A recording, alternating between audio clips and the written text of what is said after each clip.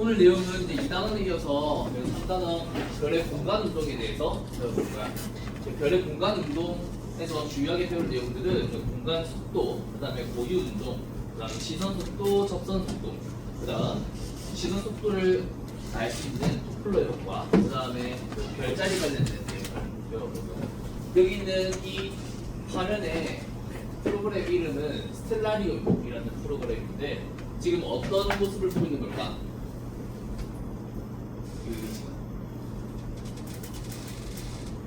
하늘. 그 중에서도 어떻게? 9시. 지금 여기 보면 방위가 다 어때? 있지? 여기 동쪽, 여기 서쪽, 여기 남쪽, 여기 북쪽. 그러면 어디를 보고 있는 거야? 이게 지평선이야, 지평선. 그러면 뭘 보고 있는 거야? 그건 천정을 보고 있다라고 얘기해. 이런 방향을 알지? 머리 꼭대기 이렇게 누워 있으면은 우리 지평선 싹 다 이렇게 불러서 보는 거잖아, 그렇지? 그래서 이 상황은 우리가 천정을 바라보고 있는 모습이다. 나중에 이 프로그램을 우리가 사용할 필요도 있거든. 그래서 다들 플레이 앱스토어나 아니면은 애플에 다운받는 거기에서 이 스텔라리움 프로그램을 만들도록 해서 지금 한번 다운받아봐. 스텔라리움 프로그램 나중에 선생님이 이제 같이 활용할 수 있도록 설명을 할 테니까. 그러면 우리 교과서 첫 번째 소개되어 있는 내용 한번 보도록 하죠. 별의 공간 운동이라면서 이런 질문을 하고 있어요. 과거 북두칠성의 모습은 현재와 조금 다르네. 1만 년 전 북두칠성 모습을 상상해서 그려보자 라고. 북두칠성은 혹시 어떤 별자리의 7개의 별인지 알아? 큰 곰자리. 맞아, 큰 곰자리야.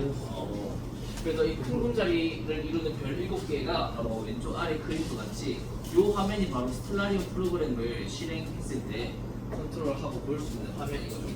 그래서 이 큰 곰자리 보면 약간 국자 모양 같이 생겨서 이렇게 돼 있는. 그래서 여기 있는 사각형 모양을 한번 보면은 이 위치가 선생님 화면 기준으로 했을 때 이 두 개의 별이 이 큰 곰자리에서 제일 밝은 알파별, 두 번째로 밝은 베타별이라고 하거든요. 이 두 별 사이에 지금 거리가 이 자로 약 11cm 정도 나타나. 근데 이 모양과 지금 교과서에서는 10,000년 전이라고 하고 있어. 그래서 대략 10,000년 전인 한 BC 8,000년으로 한번 가볼게. 그러면 큰 곰자리가 이렇게 나타나. 근데 여기 있는 별자리와 여기 있는 별자리가 똑같은 것 같아? 아니면 조금 다른 것 같아? 이 사각형의 모양에 주목했어. 어떤 것 같아? 오른쪽이 조금 더 어때? 크지? 맞아. 그래서 여기 있는 10,000년 전에 큰 곰자리 알파 베타 별의 길이를 보니까 약 13cm 정도 차이나. 아까 2025년에는 몇 cm 정도 했었어? 11cm. 근데 10,000년 전에는 13cm인 거야. 큰 곰자리를 이루는 제일 밝은 별과 두 번째로 밝은 별의 거리가 달라졌어. 이것은 왜 그럴까? 저 별들이 뭐 하고 있어서? 멀어지고 있어서. 맞아. 각자 공간에서 각각 개별적인 운동을 하고 있어서 그런 거라고 이해해 주겠어. 10,000년. 자, 그러면 10,000년 전은 요 사이에 폭이 넓고 여기는 이제 좁았다. 즉 두 별이 이 10,000년 동안 점점 이 배경별에 대해서 가까워지고 있다라고 얘기를 할 수 있지. 하지만 실제로 두 별은 가까워지고 있을까? 여러 가지 경우일 수가 있겠지. 선생님 손끝을 한번 봐봐. 10,000년 동안, 10,000년 전에는 이만큼 멀어져 있었어. 이만큼 멀어져 있었어. 근데 실제로 이렇게 위치해 있지 않을 수 있겠지. 이렇게 위치해 있어도 투영해서 보면 이렇게 되어 있다. 그래서 두 별은 실제로 이렇게 떨어져 있을 수도 있고. 자, 그리고 이 둘이가 지금 10,000년 동안 어쨌든 투영했을 때 서로 가까워졌어. 근데 그 가까워지는 게 이렇게 해서 실제로 가까워졌을 수도 있지만 이렇게 되어서 가까워져 보이는 것일 수도 있어. 근데 이렇게 되면 실제로 어때? 더 멀어졌지, 두 별이. 그래서 두 별의 그 운동 방향과 크기, 즉 속도가 어떤지 우리가 정확하게 각각의 개체들, 별들을 이해할 필요가 있는 거야. 그래서 오늘 단원의 개념이 뭐다? 별의 공간 운동이라는 거야. 그래서 공간에서 각 별들이 어떻게 운동하고 있는지를 알아보는 연구가 중요하고 필요하다. 이렇게 얘기해 줍니다. 자, 그래서 이와 관련된 연구를 제가 언제부터 진행이 되었냐? 기원전부터 이런 이제 기록들이 있었다. 근데 별이라고 하는 것은 우리가 다른 말로 항성이라고 해. 그때 항자가 항상 할 때 항자야. 그래서 항상 같은 위치에 고정되어 있다 생각해서 항성이라고 불렀는데 실제로는 어떻더라? 별의 위치가 계속 변하더라. 그래서 헨리 해성이라고 한 번쯤 들어봤지. 그 해성을 발견한 헨리라는 영국의 천문학자는 과거에 이 한계 자리에 제일 밝은 별이 시리우스라는 별의 위치를 관측해놨대. 그러니까 과거 2000년 전, 그러니까 BC 190에서 120에 있었던 그 히파르토스가 기록해놓은, 즉 선행 연구죠. 어떻게 보면은 시리우스의 위치가 지금 관측되는 것과 되게 다른 곳에 있다는 거야. 그래서 이것에 관련된 설명을 하려면 조금 좌표에 관련된 이야기를 해야 될 수도 있고 좀 더 어려운 이야기일 수 있지만 어쨌든 우리가 조금 직관적으로 얘기를 하면 아까 전에 북두칠성에서 얘기했던 마찬가지로 두 시리우스의 위치를 보면 다른 별들과 거리를 비교해보자. 이 큰 계자리를 이루는 시리우스와 그 아래 있는 별의 그 거리가 지금 이 자를 통해서 측정해보면 약 19cm 정도. 이게 되게 과거 BC 약 300년 전이야. 그런데 한 2000년 전이 지난 이 헨리가 살았던 당시 밤하늘에서는 이 시리우스와 그 아래 있는 별의 거리가 약 몇 cm냐? 한 16몇 cm가 나타나. 즉 과거에서 현재로서로 이 두 별의 거리가 어떻게 된 거야? 가까워진 거지. 그러면 2000년 동안 이 큰 계자리의 그 폼은, 볼륨은 어떻게 보면은 작아졌다고 볼 수 있지. 그래서 너희가 기억하면 좋은 방법은 이 큰 계자리가 2000년 동안 밤하늘을 열심히 달리면서 살이 빠졌다, 이렇게 생각하면 되지 않을 것이고. 그래서 어쨌든 이 시리우스라는 별의 위치가 2000년 동안 이제 달라져 있었다라는 것을 연구하면서 별의 공간 운동에 대한 개념을 생각해봐야 될 필요가 있겠다라고 연구가 시작된 거죠. 그래서 이 별의 공간 운동을 설명하는 그런 방법을 조금 더 기하학적으로 또 물리학적으로 알아보도록 하자. 그래서 밤하늘에서 관측할 수 있는 대부분의 별은 우리 눈 안에 가까이 있는 별들이야. 행성이 태양 중력의 영향으로 태양을 중심으로 시계 반대 방향으로 공전하듯이 대부분 별은 은하의 중력으로 은하 중심을 공전하고 있어. 그래서 선생님이 지난 시간 태양이 우리 은하 중심으로 공전한다고 했지. 거의 한 2.5억 년에 우리 은하를 한 바퀴 돈다라고 얘기했어. 그런 것과 마찬가지입니다. 그래서 별이 우주 공간에서 태양계 내 실제 움직이는 것을 별의 무슨 운동이란다? 공간 운동이라고 한다. 그리고 이러한 공간 운동은 아래에 그린 것 같이 공간 속도로 나타낸다. 우리가 속도는 스칼라량이야, 벡터량이야? 벡터량이지. 즉 뭐와 뭐를 가지고 있다? 크기와 방향을 가지고 있다. 그래서 크기는 화살표의 뭘로? 길이로. 방향은 그 화살표가 나아가는 방향으로. 그래서 공간 속도가 이렇게 표현이 되는데 이 공간 속도를 두 개의 벡터로 쪼갤 수가 있어. 어떻게 쪼개느냐? 우리가 관측하는 이 별을 관측하는 그 방향, 즉 그 방향은 우리는 시선 방향이라고 얘기해. 그래서 이 별을 바라보는 시선 방향에 대한 속도 하나와 그 다음에 그 시선 방향의 수직한 방향, 그 방향을 우리는 접선 방향이라고 얘기해. 접선 방향. 그래서 시선 방향과 접선 방향은 90도로 꺾여 있기 때문에 각각이 서로 독립적이야. 그래서 우리는 이 공간 속도라고 하는 벡터량을 시선 속도 벡터 더하기 접선 속도 벡터로 할 수 있어. 이때 벡터의 합은 그 화살표를 연결 지으면 돼. 시선 속도는 여기서 여기까지 이렇게. 그 다음에 접선 속도는 여기서 여기까지니까 화살표를 이렇게 이어서 더하면은 결국 여기서 여기까지가 되는 거겠지. 이해되겠지? 그래서 이렇게 시선 속도, 접선 속도의 벡터를 이 그림과 같이 표현할 수 있겠다라는 거 체크해주고. 자, 그리고 이 시선 속도의 의미부터 한번 보자. 이것을 정량적으로 계산하면은 이와 같은 식으로 표현할 수가 있다. 이거는 어떻게 보면은 이런 비례식으로 나온 거야. VR 대 C는 델타 람다 대 람다 제곱 이렇게. 그럼 이 비례식 내항과 외항의 곱이 같다 정리를 하면은 이런 관계식이 나올 거야. 이 식이 무엇을 의미하는지 지난번에 수업했던 그 선 스펙트럼과 관련해서 얘기해 줄게요. 우리가 이 관측 지점에서 이 별의 스펙트럼을 분석하려고 했어. 그러니까 흡수선이 여기 나타난 거야. 근데 이 관측한 파장이 몇이 나왔냐? 500.5 나노미터가 나왔어. 근데 실제로 여기에 만들어져야 하는 흡수선의 고유한 위치, 즉 이 별이 이동하지 않고, 즉 시선 속도가 없이 원래 고유하게 나타나야 되는 파장은 즉 람다 제로는 500 나노미터여야 했어. 근데 그 스펙트럼의 흡수선이 500.5 나노미터로 파장이 어떻게 됐다? 길어졌다. 그 이유는 뭐 때문이다? 이 별이 뭐 하고 있어서? 떠나고 있었어. 이 별이 그래서 우리 태양으로부터 이별 하고 있었어. 이 별이 이별하고 있었어. 그래서 파장이 길어진 거야. 이 파장이 길어지는 방향이 가시광선 영역에서는 푸른색 쪽이야, 붉은색 쪽이야.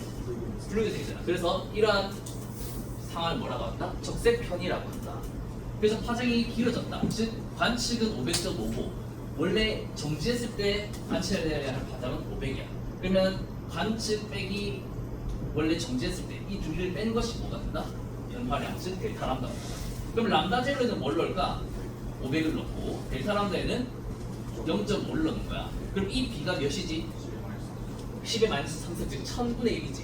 거기다가 뭘 곱하자?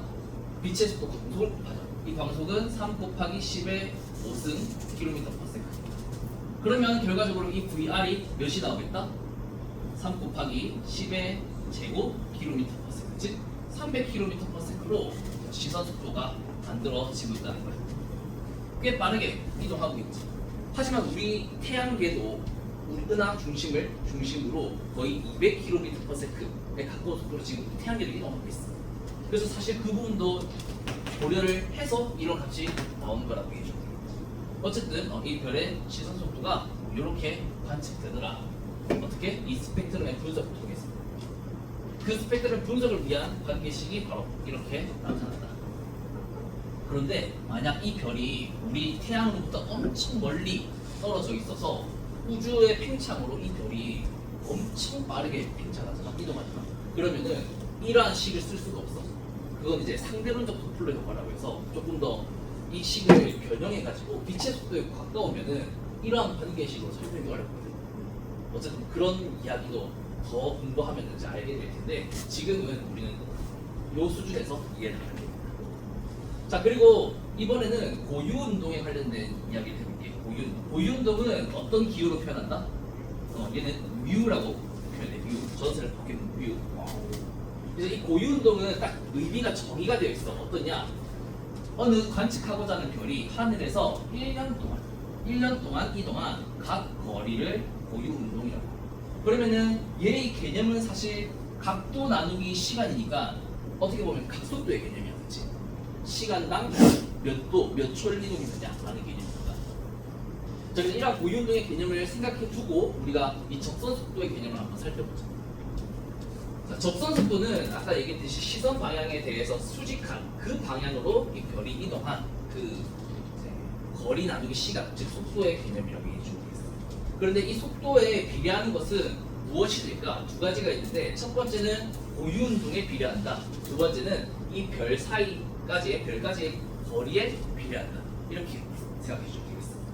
저기 자고 있는 친구를 깨워줄까? 일어나자.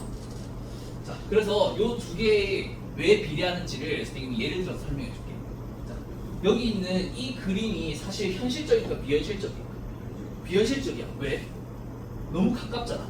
별의 크기에 비해서 별의 거리가 너무 가까워. 그래서 이 별이 사실 태양에 대해서 엄청 멀리 있다고 생각하면 지금은 이것이 직각삼각형처럼 보이지만 엄청 멀리 있다라고 얘기를 하면은 어떻게 해서 얘 거리와 얘 거리가 거의 같겠지. 이 거리와 이 거리가 거의 같겠지. 1년 동안 이만큼 이동했지만 그 거리도 거의 똑같을 거야. 사실은 90도 있는 말이야. 거의 같겠지. 그러면 우리는 1년 동안 이동한 거리를 S라고 하자. 그 다음에 이 별까지의 거리를 R이라고 하자. 그리고 그 사이에 1년 동안 이동한 각도를 우리 세타라고 하자. 그럼 이러한 부채꼴에서 어떤 관계를 얘기할 수 있지? S는 R 세타 관계를 이야기할 수 있지, 그치? 그런데 여기서 양변에 1년이라는 시간을 한번 나눠볼게. 그러면 1년 동안 이동한 거리의 개념이 결국 속도잖아. 근데 그 방향이 어떤 방향? 시선 방향이 수직하니까 어떤 개념이 되겠다? 접선 속도의 개념이 돼. 그리고 별가지의 거리가 있고, 그 다음에 1년에 이동한 각도의 개념을 방금 뭐라 하지 했어? U라고 하지 했지. 그래서 이렇게 나타나는 거야. VT는 R 곱하기 뮤 또는 뮤 곱하기 R 이라고 표현할 수 있는 것과 이런 내용이다. 근데 선생님이 적어놓은 시계는 뭐가 있어? 4.74가 있지. 이거는 뭐 때문일까? 지금 각 물리량들의 단위가 어때? 저마다 좀 다르지. 거리의 단위가 여기는 킬로미터, 여기는 파섹. 그리고 속도, 시간의 단위가 여기는 초, 여기는 연의 단위로 표현되고 있어. 그런데 천문학에서는 이 고유 운동과 거리의 개념을 이렇게 쓰고 싶다는 거야.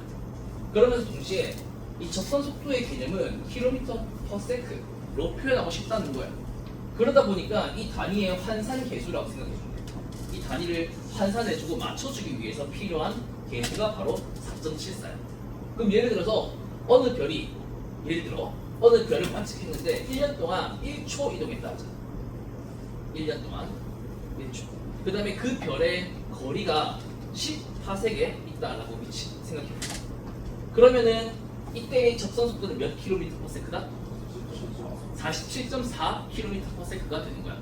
원래라면 이거 없이 이거 넣고 파섹을 킬로미터로 바꾸고 이거를 초로 바꿔야 되지만 그것을 어떻게 할 수 있다? 생략할 수 있다. 뭘 곱해주면? 4.74를 곱해주면. 그래서 1 넣고 10 그대로 넣으면 단위 그대로 가져가되, 그래서 10 곱하기 4.74니까 47.4가 나오되 단위는 킬로미터 퍼 세크라고 이야기할 수 있게 되는 거지. 그래서 공식이 이렇게 나오는 거야. 자, 그래서 이렇게 별의 공간 운동을 이해하기 위해서 필요한 개념들, 고유운동, 시선속도, 접선속도의 개념을 한번 알아보겠습니다. 그리고 여기서 이제 또 하나 정리해야 될 것은 이 공간 속도의 크기를 알고 싶다면 어떻게 하면 될까? 피타고라스 쓰면 되겠지. 그래서 V제곱은 VR제곱 더하기 VT제곱이니까 양변의 루트 취해서 이렇게 표현할 수가 있겠다. 이거는 공간 속력이라고 봐주면 되겠지. 이제는. 그래서 이렇게 이해하고 이제 다음 내용 한번 같이. 자, 이거 도플러 효과 적색 편이 이거는 이러한 개념으로 이해해주면 되겠는데, 자, 어떤 저 멀리 있는 외부 은하 또는 어떤 천체를 우리 지구 또는 태양계에서 본다고 하죠. 얘가 어떤 이만큼에 해당하는 파장을 계속해서 내뿜고 있어, 방출선을. 그런데 얘가 만약에 관측자로부터 멀어진다 하면은 얘는 파원이잖아, 그치? 그런데 멀어진다 하면은 어떻게 된다? 파장이 길어져서 적색 편이가 일어나는 거야. 반면 가까워지면 어떻게 된다? 청색 편이가 일어나는 거야.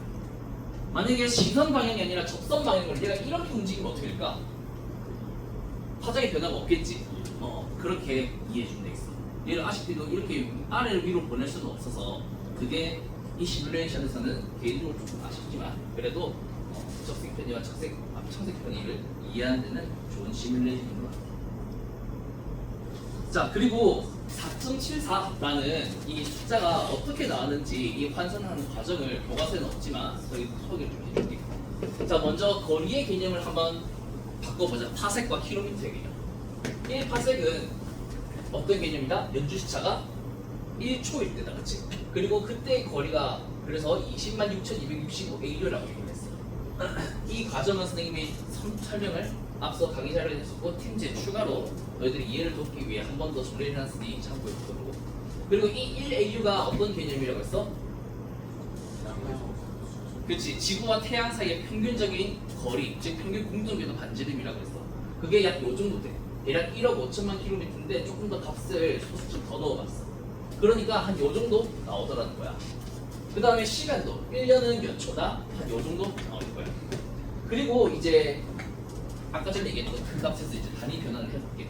아까 얘기했듯이 이 부채꼴에서 S는 R, 세타 이렇게 표현할 수가 있어. 이때 양변에 1년이라는 시간을 나누면 결국 이 접선 속도의 개념이 mu 곱하기 r이 된다 했는데 이때 우리는 mu와 r을 초퍼 이어 그 다음에 r은 파섹을 넣고 싶고 그 다음에 남기고 싶은 단위는 킬로미터 퍼 세컨드. 그래서 이 단위를 어떻게 곱하냐? 어떻게 바꿀 수 있냐? 그냥 1을 계속 곱해주고 얘는 분모 분자가 어때? 같잖아, 그치? 그래서 1을 곱하는 거고 이때 파섹과 파섹을 날릴 수 있어. 그 다음에 1도와 3600초 둘 다 어때? 같은 값이잖아. 그래서 1을 곱한다라고 할 수 있어. 자, 그래서 이 과정을 통해서 초와 이 초의 개념을 날릴 수 있다. 자, 그 다음은 이 각도 1도와 그 다음에 라디안의 개념, 즉 180도와 파이가 같은 개념이잖아. 그래서 여기도 1을 곱한다라고 얘기를 할 수 있어.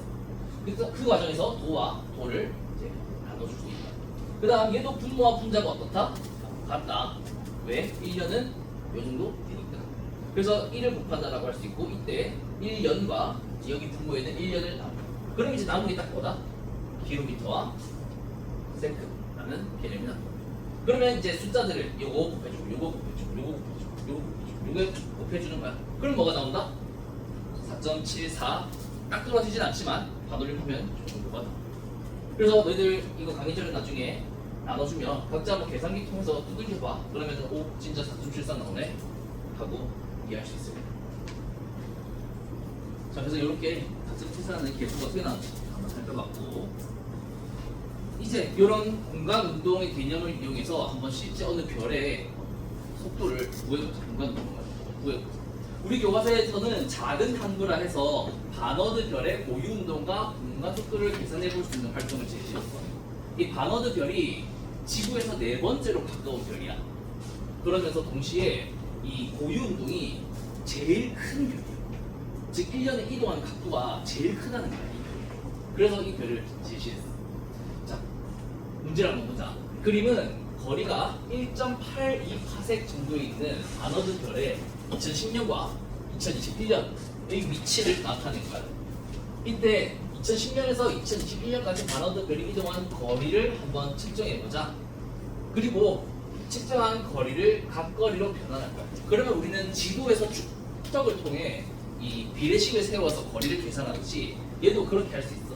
자, 요 거리를 척도로 제시를 해줬어. 그래서 이 길이를 1cm를 할 때 이 각도를 40초라고 제시를 했어.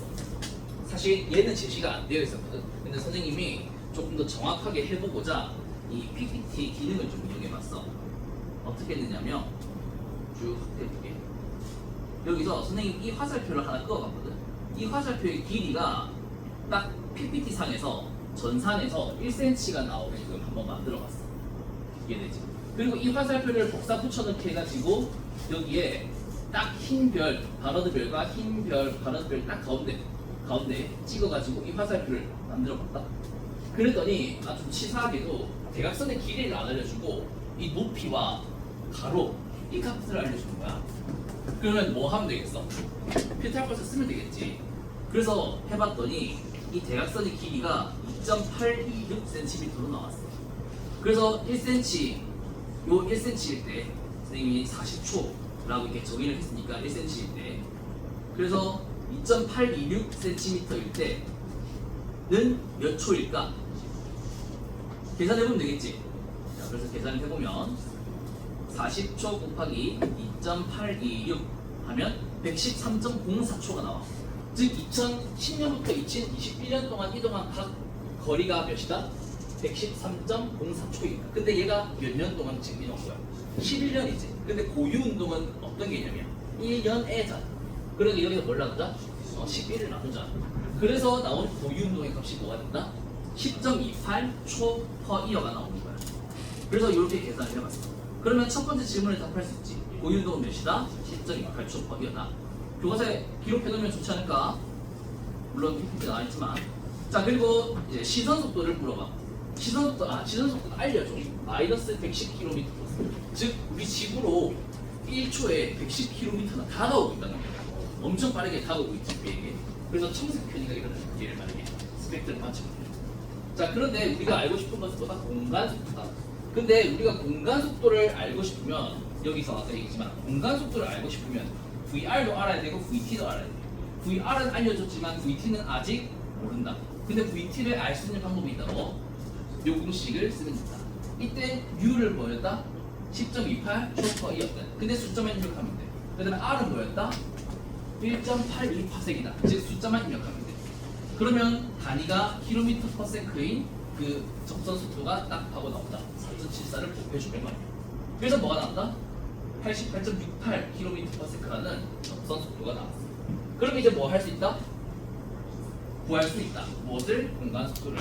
그래서 공간 속도가 이렇게 표현되는 것을 정리를 해서 대입만 하면 바로 141km/s가 나옵니다. 이해되겠나? 그래서 이런 방식으로 이 공간 속도를 계산할 수 있으니까 이런 작은 탐구 활동 이렇게 해결해 나갈 수 있다. 그리고 이거는 그냥 추가로 넣은 건데 고유운동에 관한 자료를 찾다가 반원드 별이 이 고유운동이 제일 큰 별이라는 것도 확인할 수 있었고, 그리고 시선도 여기서는 107 정도라고 하지만 교과서는 110 정도라고 하지 마이너스 110. 그래서 이런 것들도 참고하면 좋겠습니다. 저 오른쪽 그림은 인터넷에 또 돌아다니는 짤 중에 하나인데 5년 단위로 1985년부터 2005년까지 5년 단위로 촬영한 이 바너드 별의 움직임이야. 확실히 배경에 있는 별들은 뭐 거의 가만히 있지만 얘만 어때? 열심히 움직이고 있지. 그래서 그렇게 자, 그래서 교과서 67페이지의 내용까지 이렇게 마무리했고 이제 별자리와 관련된 이야기 좀 해보려고 해. 근데 갑자기 앞에 화면에 글이 어때? 엄청 많지? 왜냐하면 너희에게 이 별자리의 기원 이런 것에 대한 이야기를 좀 들려주고 싶었는데 우리 교과서에는 별자리와 관련된 설명이 고작 이제 2줄밖에 없는 거야. 그래서 별자리라는 것이 교과서 68페이지에 보면 이렇게 적혀있는 것을 읽어줄게. 별자리는 시선 방향이 비슷한 별들을 묶어 구분한 하늘의 특정 영역을 가리키는 말이지. 별자리의 이름은 대체로 동물이나 신화 속 인물 등을 연상하여 붙여졌대. 이렇게 하고 별자리에 관한 이야기가 이제 끝이 나버린 거야. 그래서 좀 아쉬워서 선생님이 한국천문연구원에서 제공하는 이 별자리의 기원에 관한 정보를 좀 찾아서 가지고 온 거야. 그래서 이 내용은 선생님이 시험에 출제하지는 않을게. 여기 적어놨지. 시험에 출제하지는 않을 거야. 근데 너희들의 약간 배경 지식을 좀 넓혔으면 해서 어떤 역사적인 흐름에 따라 이 별자리에 관련된 개념이 좀 더 발전되어 왔는가에 대한 이 내용을 좀 알았습니다. 하나 퀴즈를 내볼게. 우리 지금 밤하늘에 별자리 몇 개 있을까? 몇 개라고 구분했을까? 별자리 총 몇 개? 25개? 더 있어. 88. 그래, 여기 봤지? 88개. 북반구, 황도십이 12개 하고 그 다음에 북반구에 28개, 남반구에 48개. 그래서 총 88개의 별자리를 지금 확정 지어 있는 거야. 생각보다 많지? 그래서 이제 그런 이야기들, 어떤 별자리들에 관련된 이제 것들이 점점 발전되어 왔는가, 뭐 황도십이 혹은 언제쯤 이렇게 이야기가 되어 왔는지 그런 것들 스토리로 넣어놓은 거니까 한번 읽어보도록 해. 자, 그리고 이 내용은 너희가 좀 알아둘 필요가 있어. 별자리와 공간운동 해가지고 우리 지구는 자전 공전을 하잖아. 그에 따라 별들이 일주운동과 연주운동을 하잖아. 그래서 일주운동은 어떻게 돼? 1시간에 15도씩 어떤 방향으로? 지구 자전과 반대 방향. 그래서 동에서 서로 이동한다. 그리고 연주운동도 해. 지구가 공전하니까. 그래서 매 같은 시각 하지만 하루를 다르게 해보면 연주운동을 볼 수 있는데 그게 하루에 몇 도씩? 1도씩 어떤 방향으로? 서쪽으로. 그래서 요런 과정을 우리가 이 스텔라리움이라는 프로그램으로 할 수 있거든. 혹시 스텔라리움 프로그램 좀 다 설치가 되었을까? 한번 앱 실행해 볼래?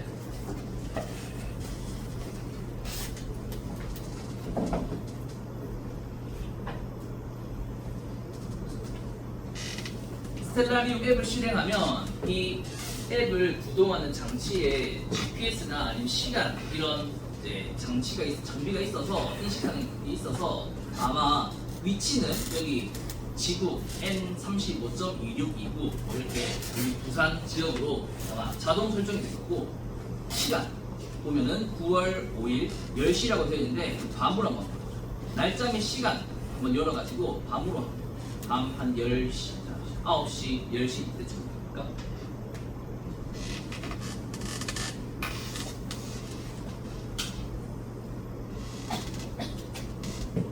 시간 이동 가능해? 오, 시간 이동 잘하고 있네. 오른쪽 아래에 타임 이렇게 설정할 수 있는 거 아니면 세로형이라면 아래 이렇게 설정할 수 있는 거.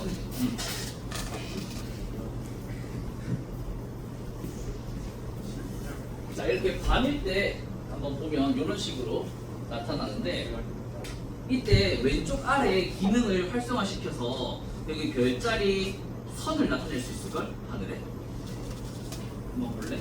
별자리 선을 이렇게 나타낼 수 있을걸? 가능하나?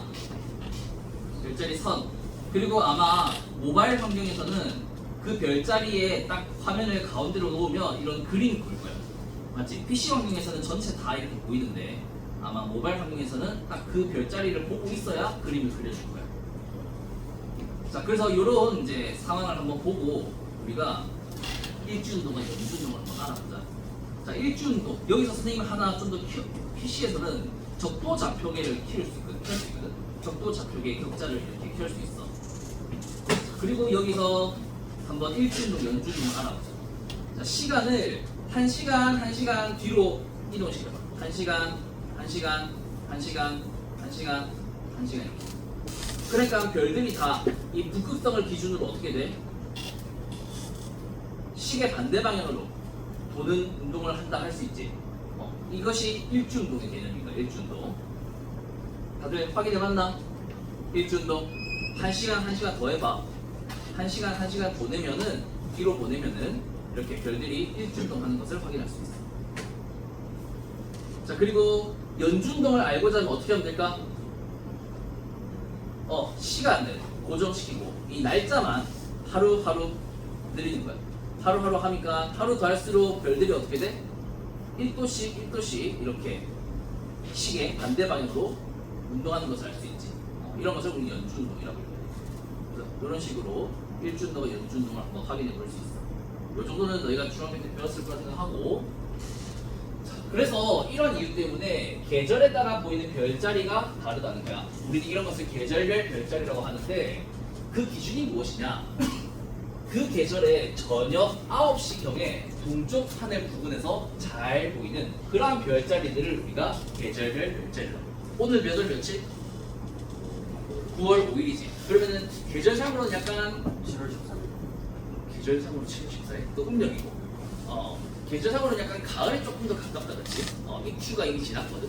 그래서 가을이라고 한번 생각해보자. 그러면 가을별 별자리가 우리 저녁 9시쯤에 동쪽 하늘에서 잘 보일 거라는 거야. 그것도 이따가 우리 같이 해볼게. 자, 어쨌든 그런 식으로 사실 학술적 정의는 아니래. 그렇지만 일반적으로 그렇게 있다. 그렇기 때문에 하나 더 생각해야 될 것은 봄철, 가을, 여름철, 가을철, 겨울철 별자리가 있는데 지금 그러면 가을이니까 가을철 별자리만 하늘에 볼까? 그건 아니야. 왜냐면 봄철, 여름철, 가을철, 겨울철 별자리들이 결국에는 360도라는 이 천구상에 나타나 있기 때문에 대략 90도 간격으로 있단 말이야.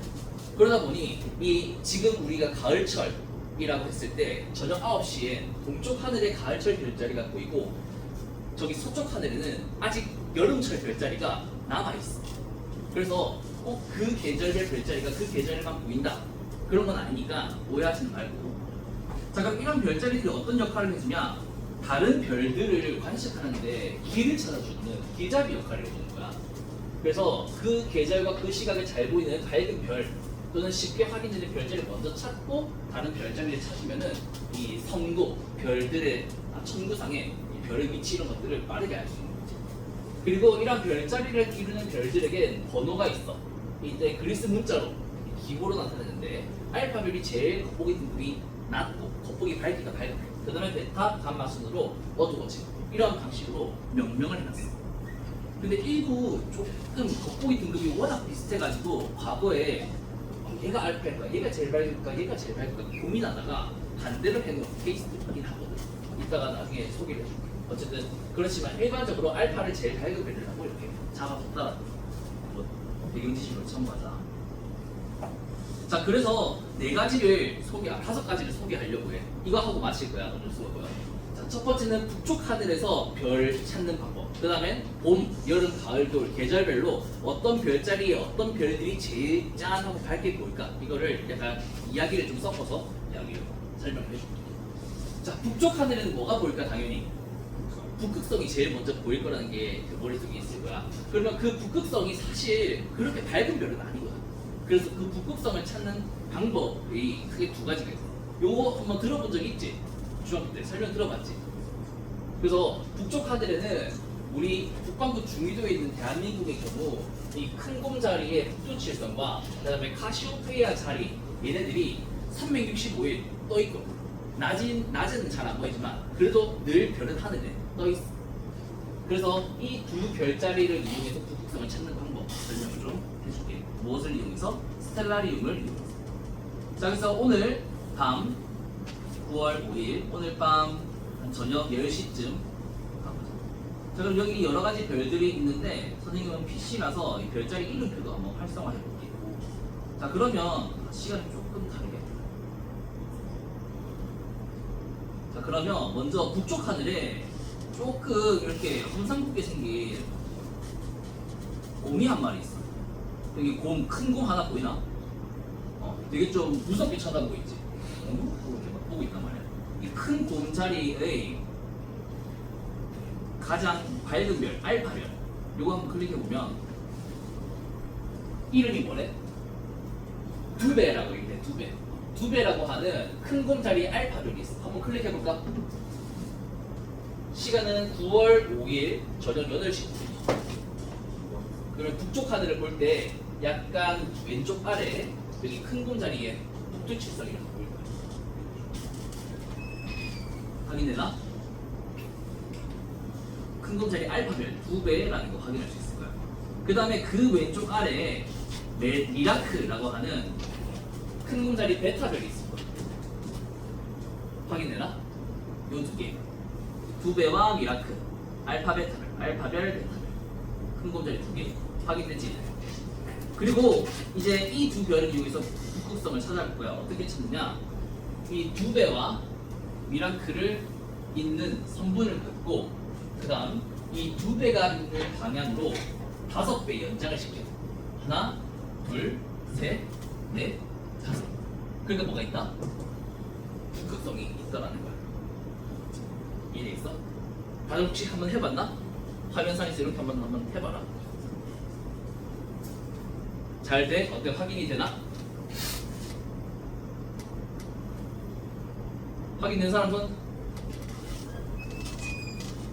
절반 정도는 확인된 것 같네. 혹시 잘 확인이 안 된다면 옆에 친구가 좀 도와주고 서로 같이 봐주면 좋겠어. 짝을 이용해가지고. 자, 또 한 가지 방법은 바로 그 반대쪽에 있는 카시오페이아 별을 찾으면 돼. 여기 보면 약간 동쪽에 북동쪽에 여기 앉아있는 여왕 뭐 이래가지고 카시오페이아 별자리가 뭐야. 이 카시오페이아 별자리는 이 W 모양으로 보이거든. W 모양으로. 하나, 둘, 셋, 넷, 다섯 이렇게 보여. 자, 그리고 이 카시오페이아 별자리를 이용해서 북극성을 찾는 방법 혹시 아는 사람? 어떻게? 이렇게 싹 맞아. 어디 두 개를 싹 할까? 양쪽 날개 맞지? 양쪽 날개 얘네 둘을 싹 하고 얘네 둘을 싹 연결해. 그럼 뭐가 나와? 교점이 나오지. 이 교점과 어떤 거? 여기 튀어나오고 가운데 있는 요 두 별을 있는 선분을 또 그리고 이 선분을 또 어떻게 하자? 5배. 어떤 방향으로? 요 별이 있는 방향으로. 그래서 여기서 시작하면 하나, 둘, 셋, 넷, 다섯 하면 여기 뭐가 있다? 북극성이 있는 거야. 자, 같이 한번 해볼까?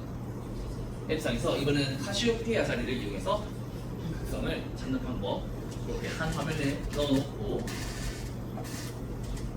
이렇게 연결하고 이렇게 찍어서 요 방향. 그렇지.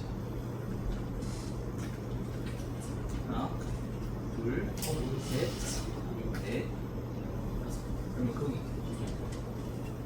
이해 아닐까? 여기 불날 있었거든. 한 화면에 올려놓고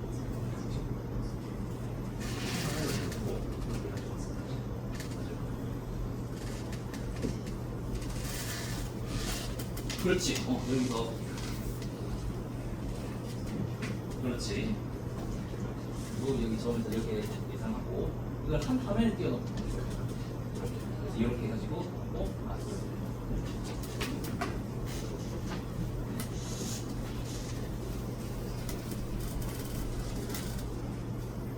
자, 확인 잘 되나? 이제 다음 활동을 넘어가면 되겠어? 오케이.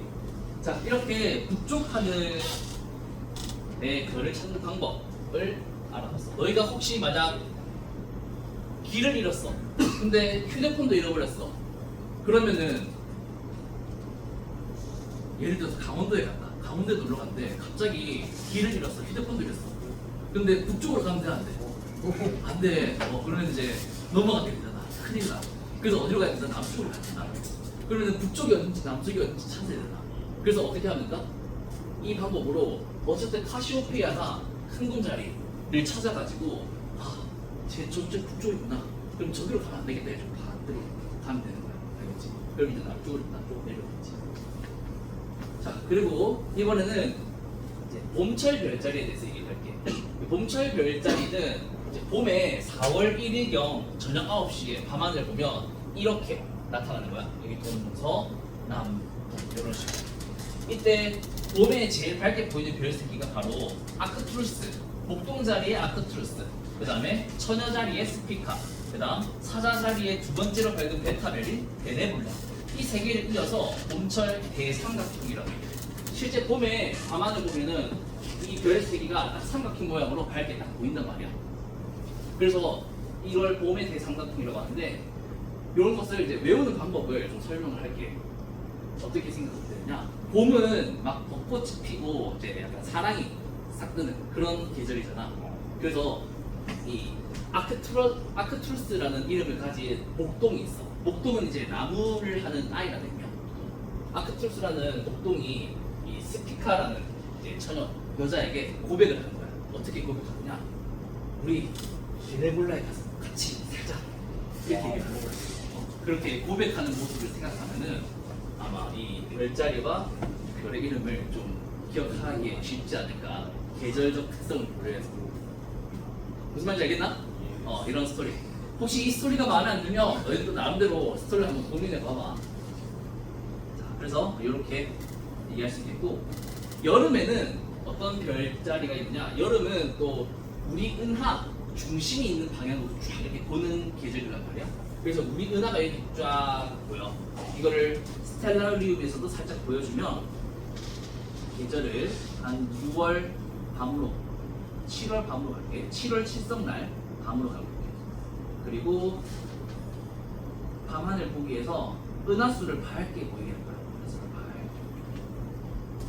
그러면 밤하늘에 남쪽 하늘에 보면 잘 보이나? 좀더 밝게.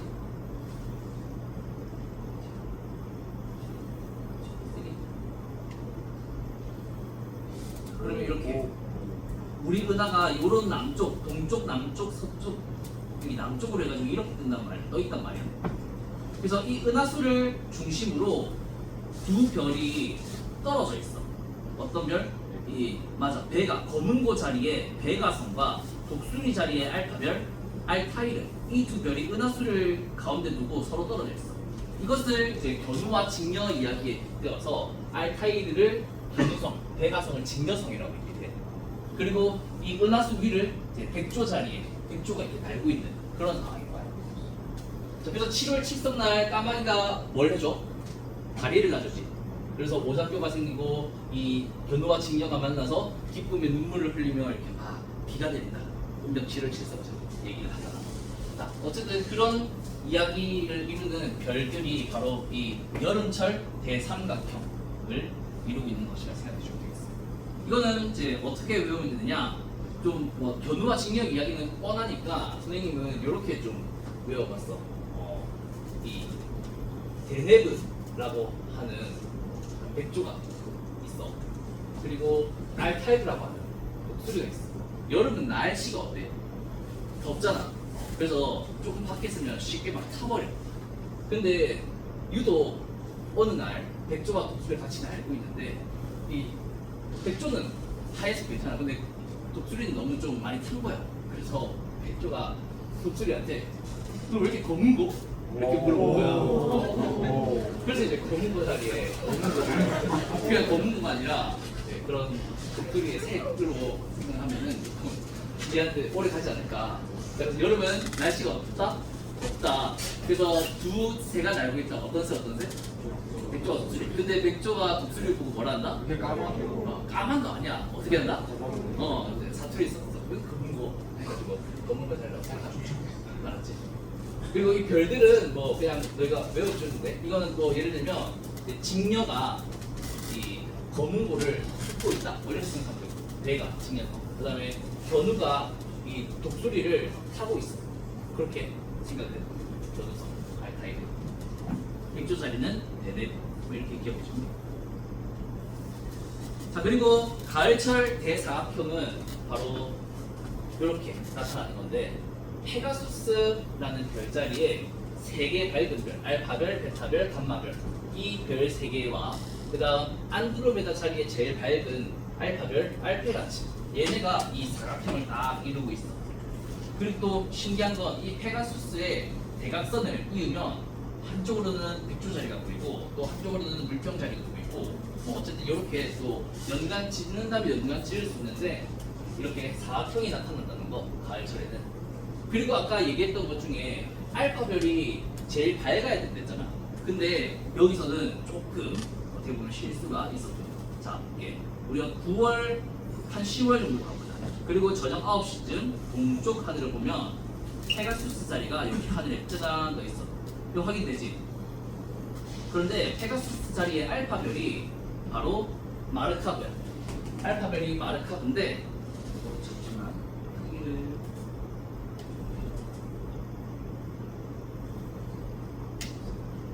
자 여기 페가수스의 알파별 마르카브라고 하는 겉보기 등급이 뭐야? 2.48이래. 그치? 절대 등급을 겉보기. 그 다음에 베타별이 뭐다? 시트야 시트. 근데 그 겉보기 등급이 뭐야? 2.42야. 그럼 겉보기 등급 누가 더 작아? 베타 시트가 더 적잖아. 그런데 왜 더 밝은데 베타가 됐을까? 과거에 이 페가수스 알파 베타 감마 이 밝기를 기준으로 매개다가 2.48과 2.42는 밝기가 어때? 거의 같잖아. 근데 그걸 육안으로는 구분하기 사실 어려운 거야. 그래서 얘를 그냥 알파로 하자라고 알파 베타라고 했는데 실제 연구를 해보니 베타가 겉보기 등급이 더 작은 거지. 그래서 이런 이제 예외적인 상황이 있을 수 있지만 일반적으로는 알파성을 제일 밝은 별이라고 한다. 그래서 이게 알파, 베타, 감마 이렇게 세 개의 별과 그 다음에 어떤 별자리? 어떤 별자리? 안드로메다 자리의 알페라치 이 네 개가 바로 가을철 대사각형이다. 그리고 그 밑에 여기 보면 물고기 자리도 이렇게 있어. 물고기 자리. 그래서 가을철 별자리는 어떻게 외우면 좋을까? 가을은 자고로 천고마비의 계절이잖아. 그래서 말을 떠올려 말. 근데 말이 이름이 뭐다? 페가수스. 페가수스. 그 말이 이제 살이 찌고 배가 고파. 그래서 뭘 먹고 싶냐? 말이 안 되죠. 물고기 먹고 싶어. 그래서 이 페가수스가 물고기가 먹고 싶어서 어떻게 한다? 막 달려가지고 물 안으로 들어가는 거야. 그래서 페가수스 물고기 안드로메다. 이렇게 세 개의 별자리를 외워주면은 가을철 별자리가 이해가 될 것 같아요. 오케이? 자, 그다음에 마지막 이제 계절별 별자리 겨울인데 겨울은 워낙 이제 별들을 많이 볼 수 있어. 그래서 그 중에서 제일 밝은 별인 베텔게우스, 오리온 자리의 베텔게우스와 그다음에 큰 개 자리에 아까 얘기했던 시리우스, 그다음에 작은 개 자리에 프로키오였어. 그래서 이 별이 세 개가 정삼각형으로 되게 좀 쫙 나타나거든. 그래서 이 겨울철 대삼각형이 바로 이 세 개의 별들 그리고 별자리입니다. 이거 좀 외우기 쉽겠지? 오리온 자리, 베텔게우스라는 어떤 전사가 이제 큰 게 시리우스와 작은 게 프로키온을 이제 타고 썰매를 타는 거야. 겨울이면 눈썰매를 타고 싶잖아. 그래서 이 베텔게우스가 시리우스와 프로키온을 앞에 딱 대고 눈썰매를 타고 이래 달리고 하는 거야. 그런 식으로 배우면은 좀 기억을 할 수 있지 않을까. 근데 아까 겨울철 별 많이 볼 수 있댔잖아. 그래서 그것뿐만 아니라 너희가 한 번쯤 들어봤을 법한 쌍둥이 자리. 쌍둥이 자리 형 이 머리에 해당하는 플룩스와 그 다음에 황소 자리 알데바란 뿔에 해당하는 그 다음에 마차부 자리의 카펠라 그다음 베텔게우스의 이 다리 부분에 미겔이라는 또 밝은 별이 있어요. 그래서 이 별들을 쫙 이어가지고 육각형 모양. 이거 약간 다이아몬드 같은데 생각해서 겨울철 대육각형 또는 다이아몬드라고 명명을 하기도 하는데 그러면 이 대육각형은 어떻게 배우면 좋을까? 너희들 나름대로 스토리를 만들어봐. 자, 그래서 선생님 이 계절별 별자리에 관한 이야기해서 여기까지 마무리하고 다음 시간에는 이제 이 별자리를 내가 직접 스티로폼으로 만들어보는 수행평가 이어서 모든 별로 활동할 거거든. 그렇게 좀 진행을 해볼게. 수고했다.